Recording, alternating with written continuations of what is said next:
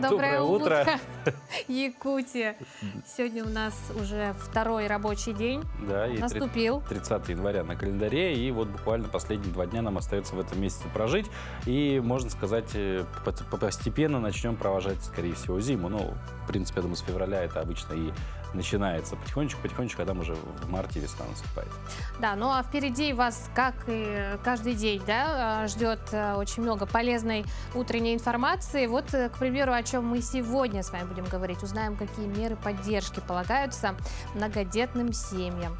Да, поговорим о необычном новом сотруднике в одной из библиотек города Якутска. И еще, конечно же, мы затронем тему правильного произношения тех или иных слов, вообще правил русского языка, так сказать, подтянем грамотность своей речи. Также обязательно в рубрике «Книжная полка» вас ждет очередная рекомендация от Национальной библиотеки нашего города. Ну, это, конечно, не все, много всего прочего будет в нашем эфире, поэтому встречаем утро вместе с «Утро Якутии», заряжаемся на плодотворный, позитивный день, чтобы улыбка, ну или как минимум хорошее настроение вас сегодня не покидало. Да, ну а если вы, к примеру, до сих пор не убрали елку, а среди наших знакомых, я думаю, таких немало после новогодних праздников, то сегодня, вероятно, самый подходящий день. Почему, Паш? Ну, потому что сегодня отмечается День Деда Мороза и Снегурочки. Ну, Дед Мороз — это персонаж и главный символ зимы и Нового года, живет в традициях и сказках многих стран и народов. А вот образ Снегурочки существует только у русскоязычных народов планеты и не имеет аналогов в культуре и народном творчестве других стран. В 1999 году Дед Мороз и его помощница Снегурочка официально стали гражданами Российской Федерации. В городе Великом Устюге в Вологодской области находится резиденция Деда Мороза, куда дети со всей страны отправляют письма доброму волшебнику со своими заветными желаниями. Также для желающих организовывают там экскурсии на почту доброго волшебника в его сказочный терем, где можно встретиться с любимым дедушкой и Снегурочкой и окунуться в сказочную атмосферу. Профессиональный праздник главных новогодних волшебников не зря выпадает на конец первого месяца года, а тем самым символизируя приближение конца зимы и напоминает, что уже совсем скоро мы будем праздновать Масленицу. Ну, о том, какими событиями еще сегодняшний день знаменателен, давайте узнаем далее.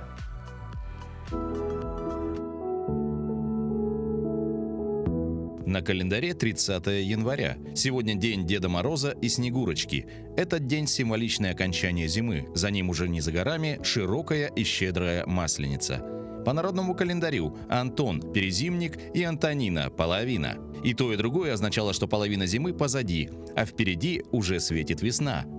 Этот день в истории. В Англии впервые в мире испробована на море спасательная шлюпка.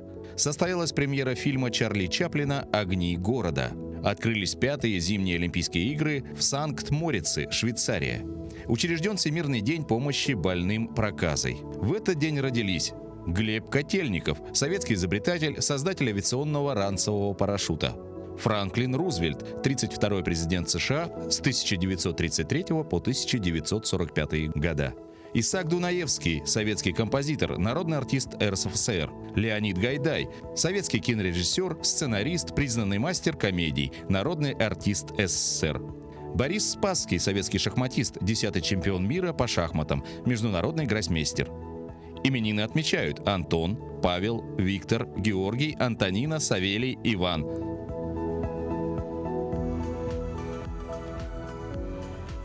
Что ж, поздравляем всех именинников этого дня. Спасибо. Спасибо. Паш, да, долгожданные именины у тебя сегодня. Наконец-то дождались. Ну а прямо сейчас мы готовы передать слово нашим коллегам из информационной службы. Они расскажут о последних новостях.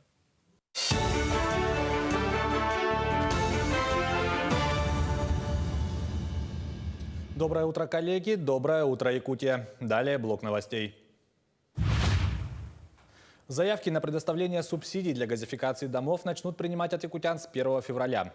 Соответствующий приказ подписал первый заместитель министра промышленности и геологии республики Михаил Кириллин. Прием заявок осуществляет Агентство развития промышленного потенциала. Субсидии предоставляют из госбюджета Якутии на возмещение или обеспечение части затрат, связанных с газификацией жилого дома при переходе с централизованного отопления на индивидуальное газовое отопление. Напомним, что правительство России в 2021 году по поручению президента начало внедрять созданные соцгазификацию, которая предполагает постепенный рост уровня газификации в стране с 71% домовладений в 2020 году до 83% в 2030.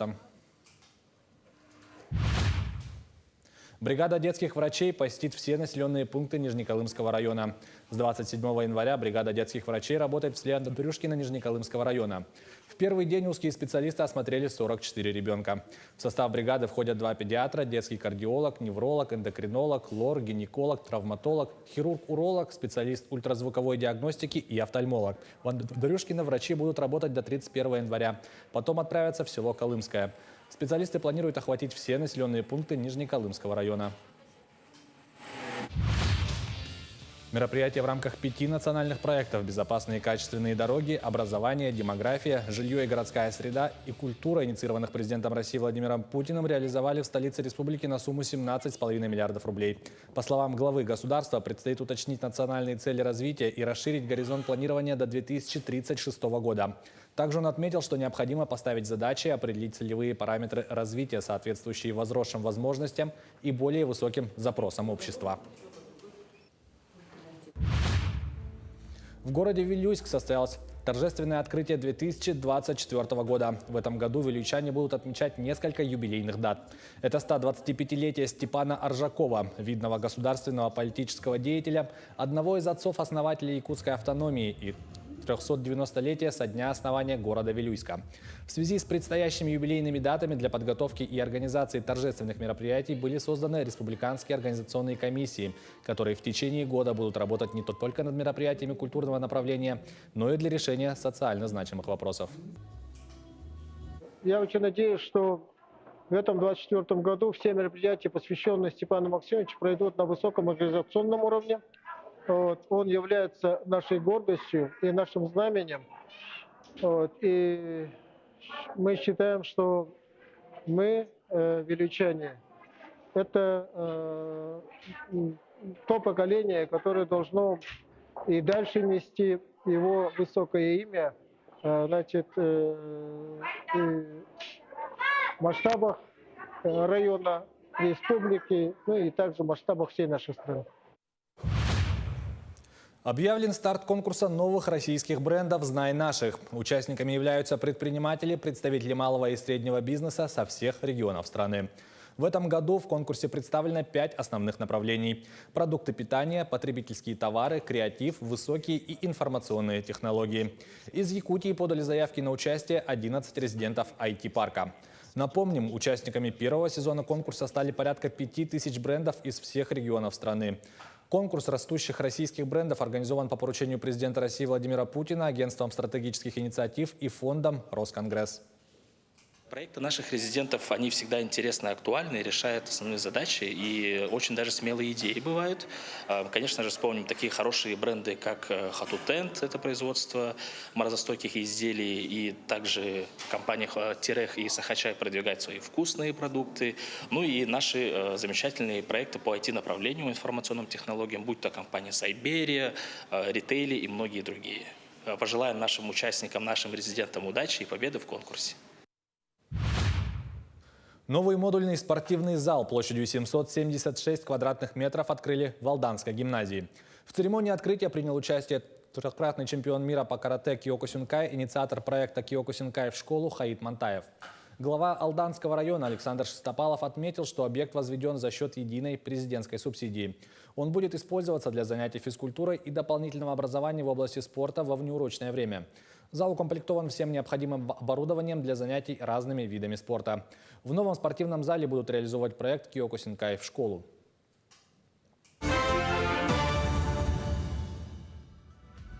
Спасибо нашим коллегам. Ну а мы продолжаем. Президент Владимир Путин дал старт Году семьи в России в рамках Всероссийского форума «Родные и любимые» на выставке «Россия» на ВДНХ, сообщила пресс-служба Кремля.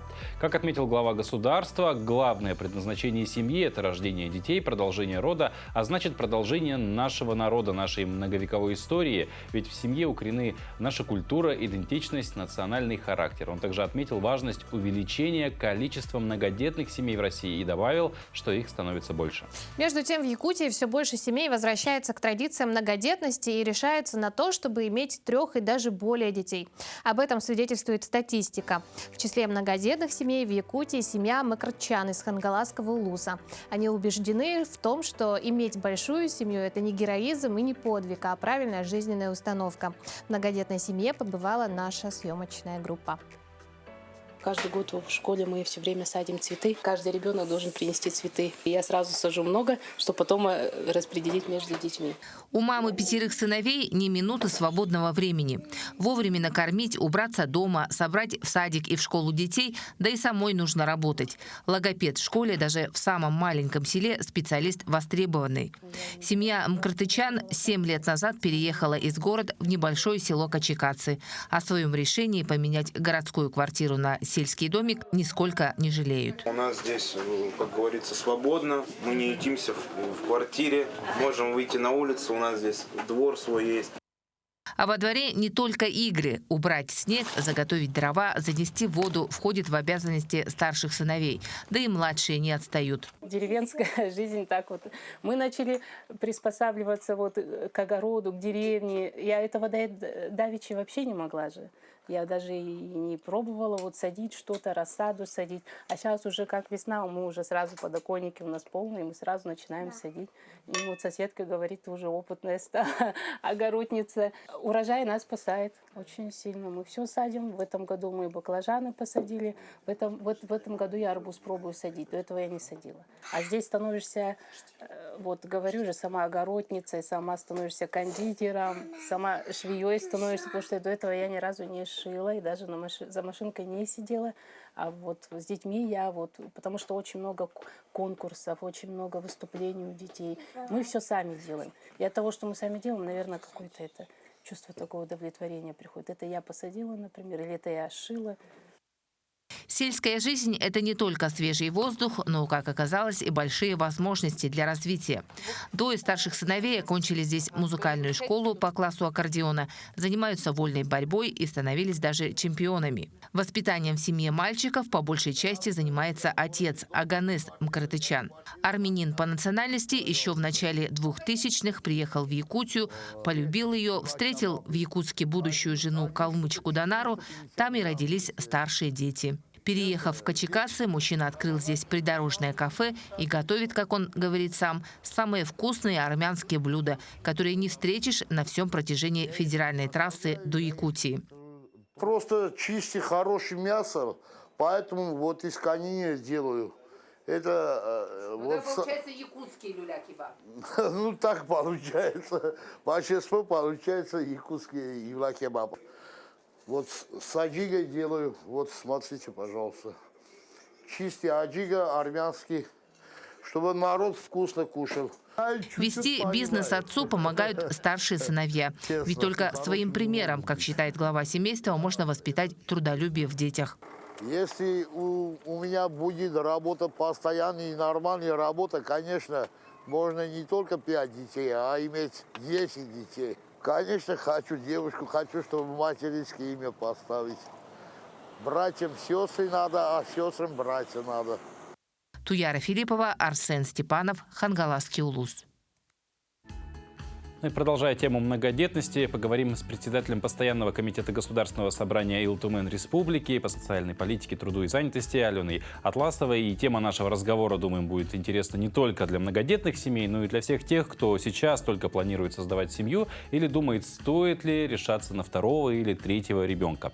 На днях указом президента страны закреплен единый статус и льготы для многодетных семей. Что это значит? Будут ли в таком случае работать наши региональные льготы? Как и чем будет подтверждаться федеральный статус, узнаем наши гости. Алена Николаевна, доброе утро. Доброе утро. Доброе утро. Вот. Ну, 23 января вышел указ президента России Владимира Путина о социальной поддержке многодетных семей. Вот что изменил как раз-таки вот этот новый указ.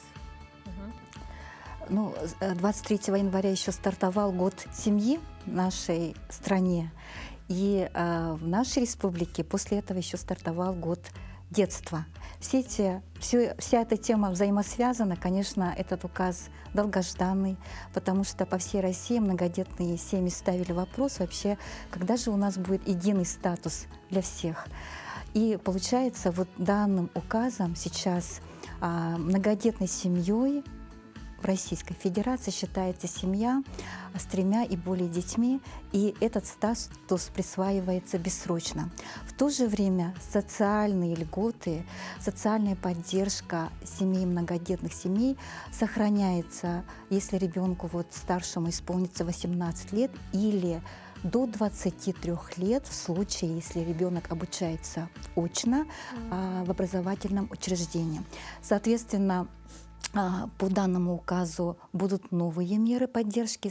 Это будет образована единая централизованная платформа социальной поддержки. То есть будут вести учет многодетные семьи всей страны, какие пособия предоставляются, как с этими анализировать будут, да, вообще это помогает выйти, например, данной семье из бедности, вот эти пособия, да, либо нет. То есть будет централизованно вестись учет и анализ.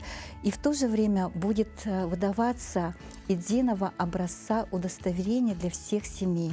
Значит, многодетная семья со всех уголков Российской Федерации, например, в Москве может посетить бесплатно музеи, выставки, и, соответственно, она будет пользоваться льготами. Как здорово. То есть по всей стране, да, можно будет. Ага.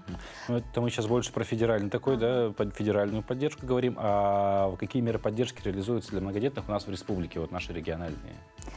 Я еще раз подчеркну, что до сих пор не было единообразия. То есть каждый субъект определял, кто же в его республике, например, в данном случае, да, многодетная семья. Значит, до 2019 года, до основания Комитета по делам семьи и детства в Республике Саха-Якутия, Государственном собрании Ултумен, считалось, что многодетная семья у нас по исполнению старшему 18 лет.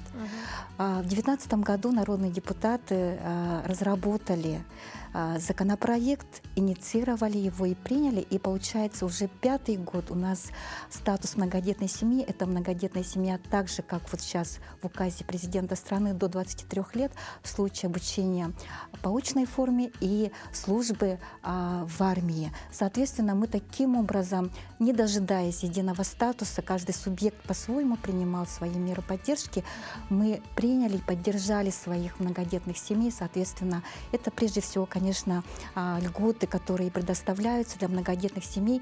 И самое главное, это чем пользуются многодетные семьи, это субсидированные авиабилеты, то, что очень актуально в нашей республике. Алена Николаевна, первоочередно, да, какие вопросы должны решаться все-таки в год семьи и в год детства?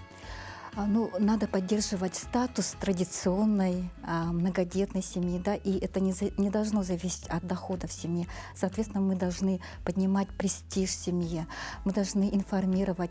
И благодаря после этого указа уже будут изданы нормативно-правовые документы, соответственно, это будет и в Российской Федерации, и также в нашей республике, потому что в данном указе написано, что в зависимости от особенностей субъекта Российской Федерации, от национальной, демографической, культурных особенностей, каждый регион имеет право расширять эти категории, то есть меру поддержки. И я думаю, сейчас предстоит большая работа, но в части тех проблем, которые у нас из года в год повторяются и зависит от финансовых вливаний. Например, это касается обеспечения инфраструктуры земельных участков, предоставленных многодетным семьям, да? Также улучшение жильем семей с 5 и более детьми. Да? Эти вопросы в год семьи, год детства в нашей республике, я думаю, что должны решаться и в достаточной мере финансироваться. Но в целом в работе комитета, который возглавляете, да, уже 7-й созыв, да, какие именно в рамках комитета сейчас приоритеты, что для себя, какие планы наметили? Конечно, в первую очередь это первый указ по борьбе с бедностью, то, что вот Айсен Николаев первый же день после вступления в должность подписал, и, соответственно, предстоит вот работа, есть конкретные задачи перед правительством поставлены, то есть будет работать проектный офис по снижению, и стоят конкретные задачи. И, конечно, задача народных депутатов вести контрольную работу, помогать правительству, и вместе будем взаимодействовать в этой работе. Ну и, конечно, по поддержке семей это надо улучшать. И заметьте, в указе, да, говорится о занятости. То есть это не просто занятости, а качественной занятости. То есть должна будет вестись профессиональное обучение для многодетных семей, поддержка, условия труда тоже должны быть улучшены. Да? То есть по всем направлениям должно быть так, чтобы семья практически не только вот пользовалась пособиями, которые дает государство, но и дать семье удочку, чтобы семья могла обеспечивать своих детей, свое благосостояние. Ну, тут как притча, да, дай человеку рыбу, он будет сыт один день, дай удочку, он будет сыт всегда. А вообще говоря про многодетность, насколько, может быть, за последние 10-15 лет количество многодетных увеличилось, уменьшилось? Что говорит статистика? Ну, вообще у нас мы практически по всей России занимаем, по тем мерам, которые у нас есть, мер поддержки вот, демографической политики, да, первые места, можно сказать, потому что это было заложено нашим первым президентом Михаилом Ефимовичем Николаевым, и это продолжается Айсеном Сергеевичем Николаевым. Да? То есть это сейчас идет системная работа именно по демографической политике, есть результаты. Если вот до принятия статуса многодетной семьи у нас всего-то было около 20 тысяч многодетных семей по всей республике, сейчас уже более 35 тысяч. Это говорит о том, что у нас многодетность, она престижна, да, мы идем к тому, чтобы семья воспитывала много детей, и в соответствии государство тоже должно поддерживать вот эти практически начинания и делать все, чтобы ребенок воспитывался в хорошей семье, в ответственной семье, да, чтобы все условия со стороны государства, это строительство школ, детских садов, да, качество обучения, оно должно быть обеспечено. То есть все меры поддержки, они эффективны и как-то все же помогают? Да, они эффективны, поскольку в Дальнем Восточном федеральном округе самым многодетным субъектом Дальневосточного округа является наша республика. А если вот по России посмотреть, мы на каком месте сейчас? Просто интересно. Практически, если говорить о качестве и количестве, да, то мы не можем говорить, потому что все-таки мы достигли 1 миллиона всего-то совсем недавно, да, но по соотношению количества семей, конечно, у нас хорошие позиции тоже на Дальневосточном федеральном округе. Вот. Алена Николаевна, спасибо большое за эту беседу. Мы желаем, во-первых, успешности в намеченных планах, да, по поддержке многодетности, вообще семей, детства в том числе. Как-то хорошо года сошлись, да, год семьи, год детства прям дополняют друг друга. И просто хорошего дня желаем вам. Спасибо большое. А в апреле этого года в России вновь пройдет образовательная акция «Тотальный диктант». Ежегодно в нем принимают участие тысячи россиян, готовых проверить свою грамотность. Вот, Катя, вопрос. Ты хоть раз в «Тотальном диктанте» участвовала? Вот знаешь, к своему стыду ни разу, а ты? Я каждый год хочу и каждый год не участвую. Я думаю, что нам надо обязательно, потому что и наша сфера требует, да? Да, и, кстати, хочется к этому подготовиться, потому что все-таки по большей части подобные диктанты, они в принципе, проверяют школьную базу, да, которую мы получили, а с возрастом ты начинаешь забывать, что-то ты не используешь, не приходится. И вот филологи отмечают, что наибольшее количество ошибок участники допускают при написании наречия, а именно не всегда верно пишут их, либо слитно, либо раздельно, не могут сориентироваться. И наша традиционная рубрика сегодня подробнее расскажет, чем же нужно руководствоваться, когда не знаешь, все-таки слитно или раздельно нужно написать то или иное слово.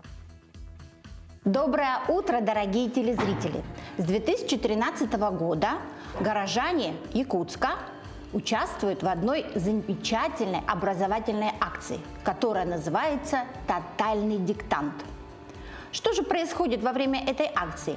Люди собираются все вместе и пишут самый настоящий диктант. Кроме того, после этого они еще и оценки получают. И каждый раз после акции журналисты спрашивают нас, филологов, на какие правила больше всего было допущено ошибок. Список бывает примерно один и тот же. И практически каждый год в нем идет такая ошибка. Это слитное и раздельное написание наречий. Действительно, слитное и раздельное написание наречий – очень сложное правило. И часто требует простого запоминания или обращения к орфографическому словарю. Например, одно правило гласит: если наречие образовано при помощи предлога и прилагательного, то оно пишется слитно. Например, яйца сварены как? Вкрутую. Или напрямую, на удалую, подчистую. Но у этого правила есть много исключений.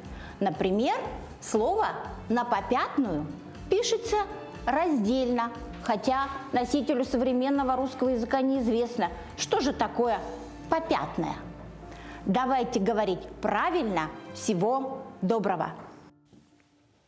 Ну, а мы в очередной раз напоминаем, что одним из эффективных способов улучшить свою грамотность – это чтение книг. Как минимум, чтение положительно влияет на увеличение объема и улучшение качества вашего словарного запаса. Между тем, мы, люди, воспитанные на русской классической литературе, мало знаем, к примеру, писателей Китая. А с каждым годом книги китайских авторов становятся в том числе и в нашей стране популярными. Благодаря их творчеству у нас появляется уникальная возможность отправиться в увлекательное путешествие в мир фантастики с приятным антуражем азиатской культуры. А с чего начать знакомство с китайской литературой, посоветует нам сотрудник Национальной библиотеки Максим Эверстов. Всем салют, меня зовут Максим, и сегодня я расскажу вам про трилогию Лю Цисиня «Воспоминания о прошлом Земли». Это один из самых читаемых в России китайских фантастов. Наверное, вы о нем слышали. Несколько лет назад о нем говорили практически все, кто увлекается фантастикой и фэнтези. Книги выходили в конце 2000-х в Китае, пока их перевели на русский язык, пока они добрались до массового читателя, начались уже 2010-е. И в конце 2010-х, можно сказать, Лю Цисинь стал культовым в нашей стране. И несмотря на то, что это действительно очень мощная философская, научная фантастика про взаимоотношения всей Земли и другой системы, можно сказать, другой расы в космосе, да, эта книга увлекает с первых страниц, потому что здесь мы видим переплетение судеб, мы здесь видим огромный экскурс в историю человечества, как с начала китайской, значит, революции и заканчивая тем, как в будущем, в далеком будущем китайские ученые и вообще все ученые планеты Земля будут решать проблему столкновения с другими цивилизациями. Почему существует теорема Ферми, как она выглядит на самом деле. Лю Цисинь показывает нам через целую эпопею. Можно сказать, что перед нами эпопея, 3 части, это трилогия, самая знаменитая, самая читаемая задача 3 тел, «Темный лес» и «Вечная жизнь смерти». 3 части, которые можно взять у нас в библиотеке. Эту книгу я взял в библиотеке. И думаю, что удобнее формат, конечно, отдельных книг. Но мне захотелось увидеть вот сразу все 3 части в одном, в таком вот известном в России формате. И если вы думаете, какую книгу из китайской фантастики, вообще из китайской литературы пора прочитать, потому что я вас уверяю, что китайские авторы продолжат свою такую позитивную экспансию на наш книжный рынок, потому что освободилось очень много пространства свободного, многие авторы ушли, и не все могут заполнить наши отечественные писатели. Поэтому, конечно, с учетом ориентации на Восток, не удивитесь вы, если вы увидите в книжных магазинах и на полках своих любимых онлайн-магазинов индийских, китайских, японских, корейских авторов. И китайцы, фантасты, они получили конкретную задачу. Пишем хорошую фантастику, значит, поставляем ее в другие страны. И вот советую начать с Лю Цисиня. «Задача 3 тел», книга, с которой, я думаю, может начаться ваше изучение китайской современной фантастики. А в одной из библиотек нашего города появился новый сотрудник. Вряд ли он сможет поднять вам настроение. Точнее, вряд ли он может выдать вам какую-то книгу, которую, возможно, вы захотите, чтобы да, но уж порекомендовали. точно сможет поднять настроение целый день.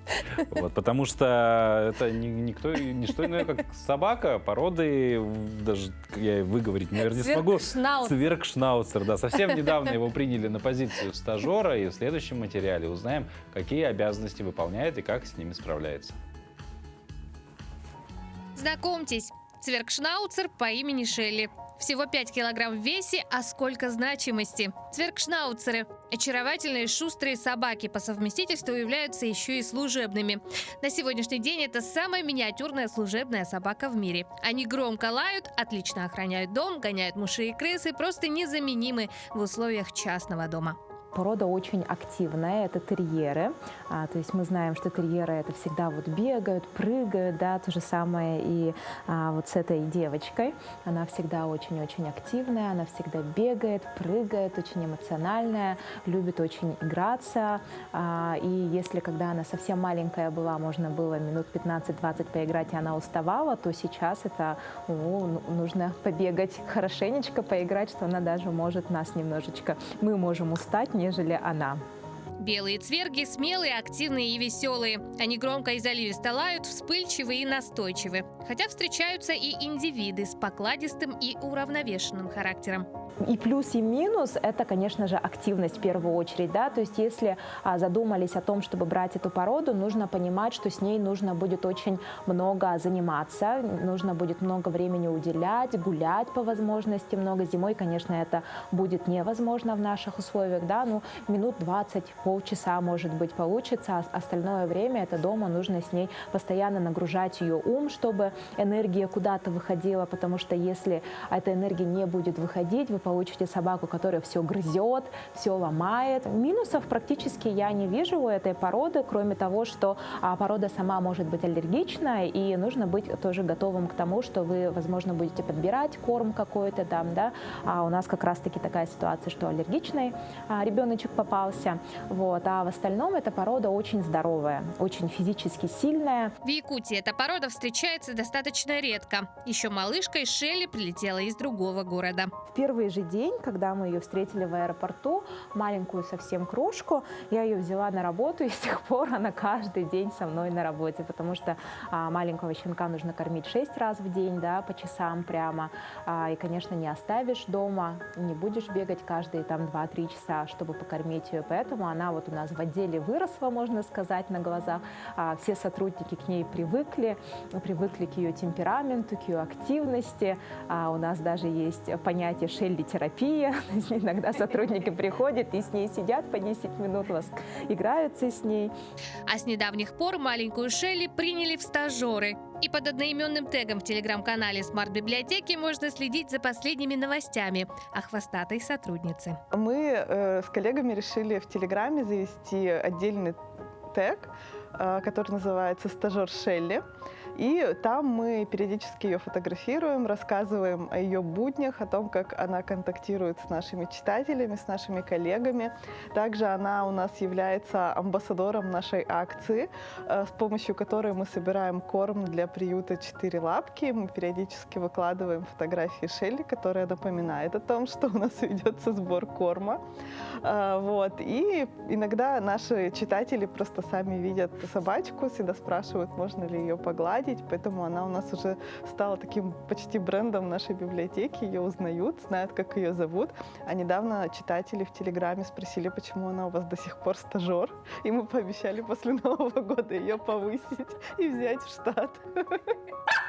Кто-то задумается над вопросом, как же в таком тихом месте, как библиотека, обитает громкий игривый сотрудник. Современные библиотеки позиционируют себя сегодня не такими, как еще 10 лет назад. Здесь люди по-прежнему получают знания, но получают они их разными способами, в том числе и через шумные программы. Тем не менее, Розалия ответственно подходит к работе и старается не нарушать чужих границ. У кого-то может быть и аллергия, кто-то может бояться собак там, да, и я стараюсь ее держать, не отпускать ее, если слишком много народа. И если я вижу, что человеку очень некомфортно, то я сразу ее как-то подбираю, убираю. Если человек сам хочет общаться, то да. Надеемся, в скором времени увлеченных книгами посетителей станет еще больше, а четвероногая Шелли получит продвижение по службе. Катерина Винокурова, Виктор Дичковский, Якутск. Ну что, отличный сотрудник. Хороший сотрудник. Классный сотрудник. Нам такого нужно. Сюда. Надо как это, хедхантера, чтобы он нам переманил такого сотрудника, будет сидеть. Должны тоже проводить Шелли-терапию. Шелли-эфиры. Но мы, продолжаем тему чтения. Одним из мест, где люди активно читают, является общественный транспорт, кстати. Как правило, это особенности больших городов, в которых поездка в автобусе, троллейбусе или на метро и электричке занимает большое количество времени. К слову, в Якутске тоже можно встретить читающих людей в автобусах. Да, скорее всего, не в час пик, конечно, но тем не менее, бывают такие случаи. А вот в Чите при помощи общественного транспорта городские власти совместно с Центробанком решили предупреждать горожан о мошенниках. И, собственно, как именно это все выглядит, давайте узнаем. Здравствуйте! Вас беспокоит из службы безопасности банка. В такой или иной формулировке почти каждый слышал эту фразу на другом конце провода. Более 2000 случаев кибермошенничества зафиксировано в Забайкалье в 2023 году. Попасться на уловку может каждый, от обычного студента до государственного служащего. Так, к примеру, в конце декабря одной из жертв телефонного террора стала руководитель города Инна Щеглова. Действительно, и на меня, и на моих сотрудников совершались такие нападения, мошенничество, телефонного мошенничества. Слава богу, мы все выстояли в этом противостоянии, и не удалось никому потратить вот эти финансовые средства. Участились случаи кибермошенничества и в отношении семей участников СВО. Поэтому Центробанк России совместно с городской администрацией решили запустить на маршрут номер 1 финансово грамотный троллейбус. Это ведь не только троллейбус от мошенничества, и он вообще в целом для того, чтобы повысить нашу финансовую грамотность. Мне кажется, это была очень хорошая идея. В первую очередь, вот эта акция, этот троллейбус, он предназначен для того, чтобы привлечь внимание нашего населения к проблемам мошенников, выработать абсолютно четкое понимание, что если вам позвонил незнакомый человек, незнакомый номер, кем бы он вам ни представился, вы просто должны положить трубку. Опознать необычный троллейбус можно по яркому черно-желтому окрасу, а также большим и лаконичным слоганам, которые легко прочитать, запомнить и применить в любой непонятной финансовой ситуации. На борту есть и адрес портала, на котором можно бесплатно пройти обучение по финансовой грамотности. Да, конечно, обращают, читают, интересуются. Кто-то, смотрю, записывает на номер телефона, кто-то фотографирует просто это объявление, то есть, если заинтересовало его. В ближайшее время организаторы акции планируют запустить рекламные ролики о финансовой грамотности и в других троллейбусах Читы. Евгения Бузлаева, Владимир Николаев. Середина земли. Забайкальский край. Ну а из Читы переносимся в Южно-Сахалинск, где жители рассказали, как снежный циклон с порывистым ветром и сильной метелью повлиял на их настроение и привычный уклад. На кадрах, снятых в среду, женщина выгуливает собаку, которая по уши проваливается в сугробы. Также на видео пешеходы и водители движутся по улицам в условиях плохой видимости, а на дорогах работает снегоуборочная техника. Но несмотря на бушующую в регионе стихию, южно-сахалинцы отнеслись к непогоде с оптимизмом. Я, так сказать, подросток советского времени, помню, когда заметало под светофоры. В общем, нормальная сахалинская погода. В принципе, тепло. Я думаю, самое приятное – это детям сейчас погулять. Так что закаляйтесь и будьте здоровы, сказала местная жительница. Другому жителю города снежная буря не помешала выйти из дома за покупками. Как он, процитируем его, вообще огонь погода, настроение вообще классное, дистанционка, поработали, теперь вот в магазин сходили, сил будем набираться на хорошую погоду, рассказал мужчина. Вообще, ранее губернатор Сахалинской области Валерий Лимаренко объявил о введении режима чрезвычайной ситуации в регионе из-за неблагоприятных погодных условий. На сегодняшний день погода в регионе успокоилась, и сейчас ведется работа по устранению последствий. Ну, а между тем, по всей видимости, там, где снега не так много, как в Сахалине, либо слишком холодно для игр, придумали необычный способ поиграть со снегом. В соцсетях завирусилось видео, где владелица кошек засыпает снег в ванну. Непонятно, нравится ли это домашним животным такая прогулка, но, похоже, самой владелице идея очень даже по душе. Судя по тому, как вот первая кошка выскочила, а вторая это то же самое? Нет. Или да? Их две. Вот вторая кошка. Вот, да. Так она не оставила им права выбора, она их закрыла там. Вот. Но в целом вот этому котику или кошечке интересненько, она ходит. Главное, чтобы это не было как воспринято как издевательство над домашними животными. Мы живем в такое время, когда там грань очень тонка, и непонятно, когда ты ее переходишь. И непонятно, когда другие посчитают, что ты ее перешел. В целом, конечно, кошки существа любознательные, при этом вопреки такому, наверное, популярному стереотипу, кошки очень хорошо плавают, хотя воды боятся и стараются к ней не подходить, но плавают они достаточно неплохо. Парадокс. Да, и, кстати, это очень неплохая идея, если, допустим, у тебя карманная собачка, боишься ее выпускать на улицу, да, в холода, там, то почему бы и не принести снега? В душевую навалить снега. В ванную, да. А вообще было бы прекрасно, видимо, это реально в жаркой стране где-то происходило.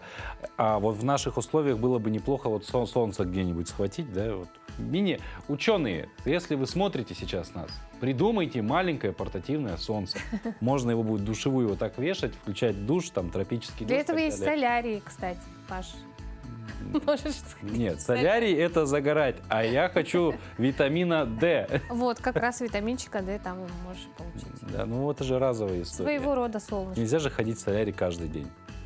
Но, к сожалению, чревато. солнце тоже. А летом бы хотелось где-нибудь взять снега все-таки и поступить так же, как происходит сейчас. Да, но не получится. Не так, к сожалению. Да.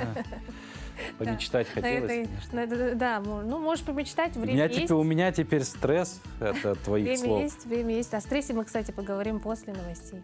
Передаем слово нашим коллегам.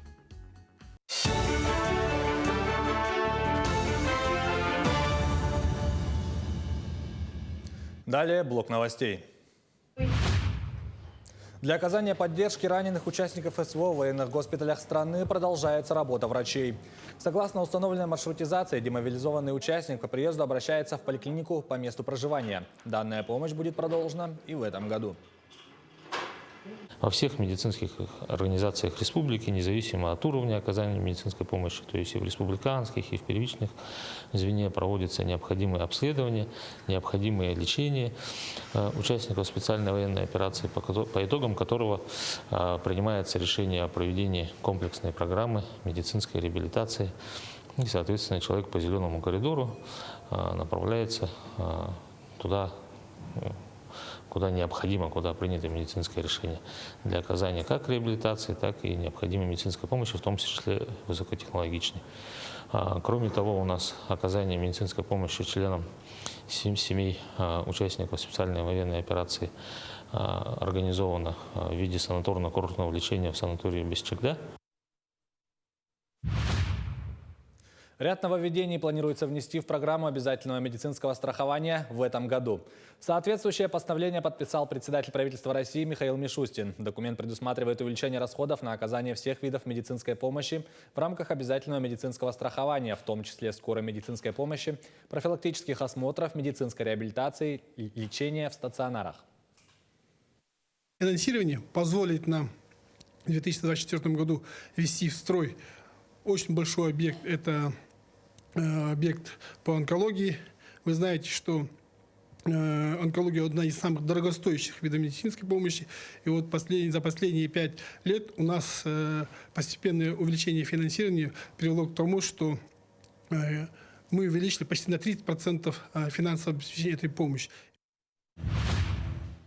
На программу субсидирования авиабилетов для жителей арктических районов из госбюджета республики направят 625 миллионов рублей. Субсидированные билеты продают для жителей с пропиской в арктических районах Якутии. Отмечается, что для них были сняты возрастные ограничения и установлен круглогодичный период. В настоящее время квота составляет 9-10 мест. Министерство транспорта подготовило соответствующие бюджетные заявки для рассмотрения правительственной комиссии по бюджетным проектировкам.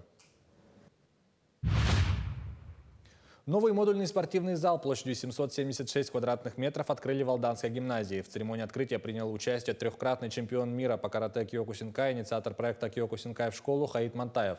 Глава Алданского района Александр Шестопалов отметил, что объект возведен за счет единой президентской субсидии. Он будет использоваться для занятий физкультурой и дополнительного образования в области спорта во внеурочное время. Зал укомплектован всем необходимым оборудованием для занятий разными видами спорта. В новом спортивном зале будут реализовать проект Киокусинкай в школу. Дебаркадер установят в этом году в национальном парке Ленские столбы в Хангаласском районе на остановках водного транспорта для удобства туристов.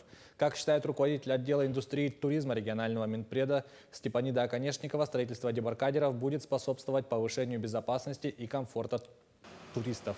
Это окажет положительное влияние на туристический поток региона.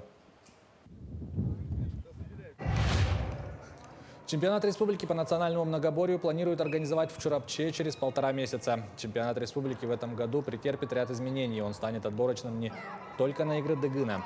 Соревнования пройдут на базе Чурапчинского государственного института физкультуры и спорта. На чемпионате республики мужчины выявят сильнейших в категориях до и свыше 70 килограммов. В борьбу вступят и женщины без ограничения в весовых категориях. Кроме того, данный старт с этого года носит лично командный характер и послужит отборочным этапом на Кубок Федерации среди команд, который состоится впервые в истории национального многоборья. В феврале россиян ждут небольшие каникулы в честь Дня защитника Отечества. В этом году 23 февраля приходится на пятницу. Отдыхать в честь государственного праздника 3 дня с 23 февраля по 25. При этом четверг, 22 февраля, станет сокращенным рабочим днем. К этому часу это все новости. Хорошего дня.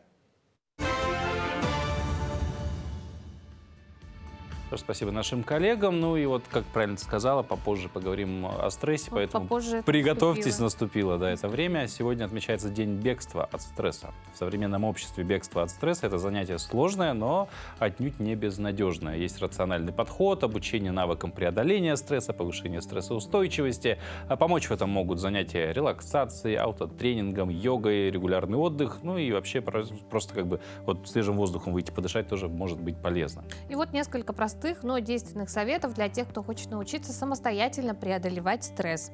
Старайтесь замедлить темп в вашей жизни. Заранее планируйте рабочий день. Чередуйте периоды интенсивной работы с полноценным отдыхом. Высыпайтесь, в конце концов. Говоря про сон, взрослому человеку в среднем требуется 7-8 часов сна в сутки. Да, они 5 и 6. Они 4 и 3. И не 4, и не 2, 1, а вот 7-8 обязательно. Еще один совет: не ешьте на ходу. Завтрак, обед и ужин должны стать тоже временем отдыха. Не пытайтесь снять стресс также с помощью табака или алкоголя. Проблемы, вызвавшие стресс и сам стресс, никуда не денутся, а здоровье пострадает, из-за чего еще и дополнительный стресс может появиться. В общем, будет замкнутый круг стресса получится. Да. Ну и вообще о том, что такое стресс, надо ли с ним бороться и как к этому относятся специалисты, психологи, узнаем у нашей гости. Это психолог Ксения Ивашковская. Ксения, доброе утро. Доброе утро. Ну, первый вопрос. Вообще, что с точки зрения психологии такое стресс? По-простому говоря, напряжение, да, такой тонус, сжатое такое тревожное состояние и тела, и эмоций. Как говорят-то, прямо схватила, сжала, накрыла. Такой, да, вот, вот сидишь вот такой весь, да? Да, такой твердый весь, такой как комок, да, еще тут все так, может даже еда в горле стоять, да. Кто-то, кто привык, да, к стрессу, он даже может не обращать внимания на физические симптомы, он просто, например, когда ему говоришь «расслабься», он не понимает, а как это расслабиться? Что это за слово? Да, забытое состояние. Ну, вообще стресс бывает хороший и плохой, правильно? Да, его делят сейчас на хороший и плохой, потому что короткий стресс хороший, да, а длинный стресс, то есть длинное стрессовое состояние плохим стрессом считается. Вообще-то стресс нужен Да, Так, а для чего он нужен? Ну, например, что-то случилось, и мы с вами подскочили и побежали что-то делать, да, спасать. Это хорошо. Да, если Выброс адреналина получается. Да. Ну, небольшой. Получается, что да, мозг посылает сигнал надпочечникам, надпочечники сразу целый букет вырабатывают. Кортизол и адреналин, норадреналин, все эти вещества в крови в большой концентрации прибывают для того, чтобы прийти к сердечной мышце, чтобы мы начали быстрее дышать, быстрее бежать и быстрее что-то делать, и решения быстрее принимать. Да? Только простые решения, да? Какие-то конкретные. Вот в этом случае, когда нужно прям спастись, да? Или, допустим, спасти кого-то, быстро отреагировать, стресс он нужен. Он даже биологический, он у всех виден, да, в передаче «В мире животных» его отлично видно, как он замечательно работает на дорожном движении. Мы тоже хорошо реагируем, потому что стресс короткий. Да. Ага. А длинный стресс — это вообще что такое тогда? Длинный стресс — это когда надпочечники постоянно продуцируют этот кортизол, то есть постоянно есть причина для этого напряжения, да, и таким образом он постоянно в больших дозах присутствует в крови. Ну, вот какой-то бытовой пример, то есть, ну, вот в какую-то ситуацию описать можно? Ну, например, человек приходит вечером домой, а он знает, что его вечером ждут какие-то разборки все время дома. Там будут его критиковать, он тоже будет кого-то критиковать, вот этот фон, да, он для него стрессовый, и получается, что вот этот кортизол, вот этот адреналин, они держат сосуды сжатыми, давление, понятно, на сжатых сосудах растет, задержка воды, задержка сахара, все это, конечно, обмен веществ меняется. Если это каждый день, то у человека здоровье меняется в итоге. Потому что в норме-то это состояние, оно не задумано природой быть длинным, оно задумано быть коротким. Вот какой-то на несколько минут буквально. Да, но можно выдержать его, например, несколько часов или несколько дней даже, да, но недели стресса — это уже не стресс, это уже дистресс. Вот. Ну и вот от такого стресса, собственно, нужно бежать. А как это можно сделать? Бежать. В некоторых случаях вот, беги, Форест, беги, действительно, нужно буквально ногами бежать, да, потому что работа с дистрессом, она идет и через тело, и через работу с мыслями, ментальное здоровье, то, о чем сейчас говорят. Очень много продуктов интересных на тему работы с установками, с мыслями, но в первую очередь, наверное, все-таки это тело. Если мы находимся один на один с собой, и мы вот в этом дистрессе хроническом, проще всего, доступнее, конечно, через тело пойти. Это такие составляющие, да, и физическая активность, если ее нет, ее надо добавить, если ее слишком много, нужно ее почередовать с покоем, да. Это питание. Вот по питанию, слава богу, сейчас очень много стало говориться о питании. Питание, вот это перекусы быстрые и вообще неправильное питание, избыток сахара у нас сейчас такой бич, да, нашего вот этого вот века, да, 20-го, 21-го. Потом что еще? Кроме питания, да, вот эти витамины, нехватка зимой веществ. Что еще? Сон. Да? Сон, которым... Мне кажется, это второй бич 20 века. Да. Вот то есть... Паш только сегодня говорил, солнца не хватает, не высыпается. То есть можно сказать, что он находится в состоянии стресса. Получается, я в стрессе. Да. Надо же спать. Ну да. Не, ну просто... Спите. Не, мы спать-то спим, как бы, да, но не всегда 7-8 часов, просто как бы это не наша какая-то индивидуальная история. Множество людей, мне кажется, режим сна сегодня не соблюдают. Я просто, вы сказали, так сахар, да, бич 20 века, потому что сахара много у нас. И вот сон, видимо, ускорение ритма жизни, очень много дел у людей появляется, жертвуют сном. Ксения, а если взять на практике, вот якутяне чаще всего страдают каким стрессом и почему? Я бы не сказала, что наш стресс сильно отличается от каких-то других регионов. Да? Пожалуй, действительно, вот отсутствие витамина 3D, да, отсутствие зимнего солнца, оно добавляет вот этот фактор, да, влияет и на тело, да, и влияет и на настроение. Вот когда мы готовимся еще, впереди такая зима длинная, это еще в октябре все начинают переживать, что вот так все настроились, и вроде бы это хорошо, давайте настроимся. Да, и в то же время все готовятся, значит, все будет плохо, как у меня подростки знакомые говорят, все будет плохо. Да? А в это время, например, чем можно заняться? Можно думать, как я проведу это зимнее время, может, я перестраиваюсь с летнего времени, где-то побольше я сплю, я немножко иначе ем, и я сделаю зимой то, что не делала летом, да, например, естественно, удлиняю свой ночной сон, программировать вот эти вещи, заботиться о себе, а не настраиваться, что это да начнется там страдание. Вот, а как раз, да, хороший вопрос, а время года как-то вот влияет на нас? имеется в виду стрессово? Смена. Время года же циклы, да? Мы же понимаем, осень, листочки падают, это период увядания, да? И мы это чувствуем. И тоже немножко. И тоже немножко увядаем и сопротивляемся, а может быть где-то здесь нужно не сильно даже сопротивляться. Ну да, лето закончилось, я перехожу в зиму, да, и мне немного грустно, и сейчас это некоторое время будет длиться, и я буду себе помогать витаминчиками, буду что-то кушать, буду отдыхать, потом будет зима, там тоже есть что-то хорошее, да, и затем будет весна, то есть как бы настраиваться, а не вот так вот сопротивляться, да, а сопротивление, оно, конечно, много сил просто съедает и добавляет вот этот самый стресс. То есть все опять же крутится вокруг позитивного мышления, то есть как бы ситуация одна и та же, она неизбежна в принципе, ну, то есть зима придет. Не может быть такого, что зимы не случится. Ну, может быть, когда-то там изменится климат настолько, что это мы это не застанем. То есть кто-то к этому, ой, все, мы замерзнем, а кто-то, ну, ладно, зима, я сейчас витаминчиков покушаю, пережду до апреля, а там уже и весна. То есть, опять же, просто вот психологически, не психологическое, а отношение к ситуации. Адаптироваться, да, настроиться на адаптивность. Но вот по поводу, как вы сказали сейчас, позитивное мышление. Да. Вот с позитивным мышлением я бы была тоже осторожна. Ну да, там можно перегнуть. Да, можно перегнуть. Все хорошо. хорошо, да. Иногда бывает такая работа, с которой лучше действительно уволиться, да, а не думать, ну, зато, да, и терпеть этот стресс хронический. В некоторых случаях лучше, да, уйти вообще из стрессовой обстановки, изменить ее, да. Кстати, вот люди, которые склонны пережидать, да, вот когда у них начался острый стресс, они ждут, что же будет, например, когда мессенджеры опять заработают, да, и вот это кстати, и вот это напряжение же застойное, да, а сейчас многие люди же сказали, как они справлялись с этим стрессом, да. Некоторые сказали, это отличный детокс, я пошел спать, да?